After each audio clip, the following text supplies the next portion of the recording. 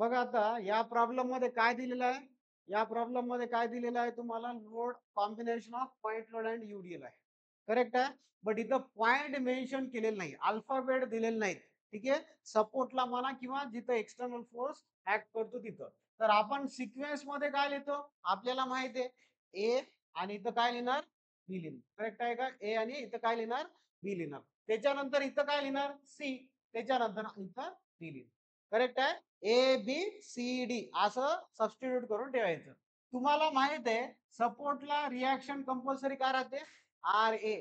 एकच लिहिले, बी लिहिलं नाही. कसं काय, कारण की तिथे एकच फोर्स आहे किंवा एकच सपोर्ट रिॲक्शन आहे. त्याच्यामुळे मी आर एच लिहितो आणि इथं काय लिहिणार, आर बी लिहिणार. करेक्ट आहे. इथं काय लिहिणार आहे, आर बी लिहिणार आहे. तर इथं स्टार्ट कुठून करायचं रे, स्टार्ट कुठून करावं लागेल तुम्हाला, that is summation of F I equals to 0 पासून. Summation of F I equals to 0 पासून करावं लागेल. आणि ह्या कंडिशनला काय म्हणतो आपण, इक्विलिब्रियम कंडिशन म्हणतो. ठीक आहे. तर आता इथं फोर्स कसे आहेत, पॉझिटिव्ह अपवर्ड आणि निगेटिव्ह डाऊनवर्ड, ह्याच्यावरच तुमचं समेशन डिपेंड आहे पर्टिक्युलर लोडिंगचं. ओके. तर बघा इथं आर ए -60 बरोबर लिहिलं का, कारण की ते कुठं ऍक्ट व्हायले, डाऊनवर्ड. त्याच्यानंतर -40 करेक्ट आहे. आणि त्याच्यानंतर तुम्हाला युडीएलचं सांगितलं होता W into L. W into L, कारण की तिथं लिहून पण दिलंय तुम्हाला.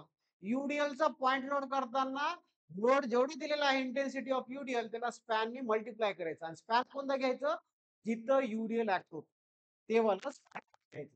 आता किती आहे, 16 × 5 करू का, 16 × 5 करतो. हा कन्वर्ट झाला फोर्स मध्ये. इक्वल्स अजून एक कोणता फोर्स आहे तर, plus support reaction, that is RB equals to 0.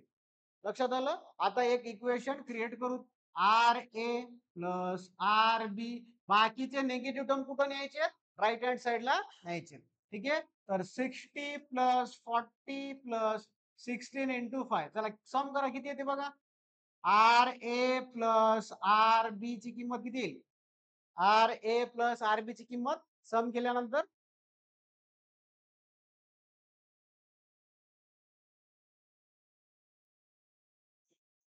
180 180. Equation number first, equation number first द्यायचा आहे. आता दोन अननोन्स आहेत, म्हणजे अजून एक इक्विलिब्रियम कंडिशन यूज करावं लागेल, that is summation of moment about, कुठं कोणता पॉइंट पण घ्या, ए घ्या किंवा बी घ्या, फक्त तुम्हाला मोमेंट रोटेशन करायचं अबाउट दॅट पॉइंट. तर तुम्हाला summation of moment about A equals to, जे की आपण सिक्वेन्स मध्ये यूज करतो. सिक्वेन्स मध्ये काय यूज करणार आहे, ए यूज करणार आहे. तर इथं बघा -16 टू किती करू, आता मोमेंट घ्यायचा आहे. मोमेंटला काय लागतो, फोर्स इंटू परपेंडिक्युलर डिस्टन्स. मग फोर्स किती आहे 60चा, आणि परपेंडिक्युलर डिस्टन्स किती आहे रे, परपेंडिक्युलर डिस्टन्स किती आहे 60ला. हो कृष्णा, इथं बघा परपेंडिक्युलर डिस्टन्स किती आहे, 2 आहे.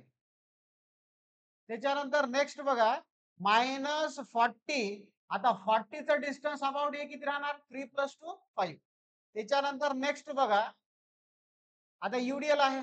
तर युडीएल ला माहिती आहे तुम्हाला, युडीएल ला काय घ्यायचं, पहिले पॉइंट लोड मध्ये कन्वर्ट करून घ्या.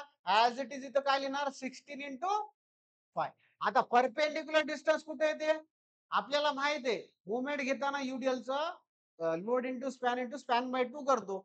मग स्पॅन बाय 2 केलं, पण हा लोड जे आहे ते सेंटरला पडते ना, after converting into point load. मग हा सेंटरला पडते, म्हणजे इथून ते इथपर्यंत डिस्टन्स पाहिजे ना आपल्याला. करेक्ट आहे का, इथून ते इथपर्यंत डिस्टन्स पाहिजे. करेक्ट आहे. आपण ह्याचा डिस्टन्स काढला, एवढा पोर्शनचा डिस्टन्स काढला, दॅट इज 5/2 प्लस 3 प्लस 2. काय करायचं, 5/2 प्लस 3 प्लस 2. कसं काय, कारण की आपण मुवमेंट कुठं रोटेट करायला, ए वर मुवमेंट रोटेट करायला. मग इथं +3 प्लस 2. ठीक आहे. आता लास्ट राहिलेला आहे, दॅट इज सपोर्ट रिएक्शन. आणि सपोर्ट रिएक्शन आरबी पॉझिटिव्ह येते, कारण की ते अपवर्ड, म्हणजे त्याचं लाईन ऑफ ऍक्शन कसं आहे, इन अपवर्ड डिरेक्शन. आणि त्याच्यानंतर त्यांचं स्पॅन बघा, आरबीचं डिस्टन्स अबाउट हे किती येईल, 5 + 3 8, 8 + 2 10 इक्वल्स टू 0. आता चला आरबी ची किंमत काढा फास्ट. मी तुम्हाला सांगितलं कसं काढायचं, एक्स घेऊन. चला लवकर. आरबी ची किंमत काढा.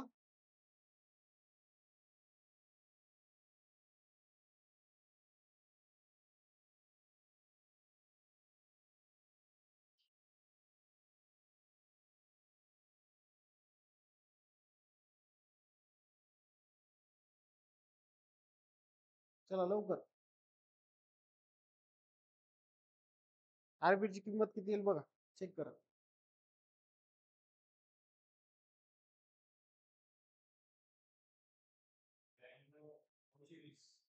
काय? 920. कशासाठी? 1466. तुम्ही व्हॅल्यूज व्यवस्थित टाक. बघा आरबी ची किंमत आफ्टर कॅल्क्युलेशन 92 आलं. 92 आलेलं आहे. आता lastly from equation number first R A plus 92 equals to 180. म्हणजे आर ए ची किंमत किती राहील?